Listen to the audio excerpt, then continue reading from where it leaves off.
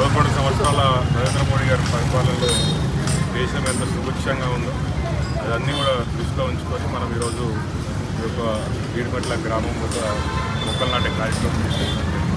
మనం చూసినట్టయితే గత 11 సంవత్సరాలుగా అభివృద్ధి లేని ప్రభుత్వం దేశము అభివృద్ధి వైపు పరుగులెత్తున్నటువంటి సందర్భం మనం గడిచినటువంటి 11 సంవత్సరాలుగా చూస్తాం.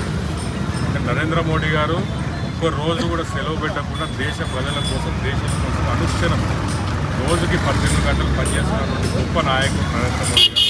వారు ఇచ్చినటువంటి స్ఫూర్తి, వారు ఇచ్చినటువంటి పిలుపుతో ఈరోజు వీడిపట్ల గ్రామంలో మంచి మొక్కలు నాటే కార్యక్రమాన్ని ఏర్పాటు చేయడం జరిగింది. మొక్కలు నాటిన అందరూ మా బీజేపీ నాయకులు కార్యక్రమం అందరితో కలిసి కూడా ఈరోజు మొక్కలు నాటడం జరిగింది. కాబట్టి దేశంలో ఉన్నటువంటి ప్రజలందరూ కూడా గమనించాల్సిన అవసరం ఉంది.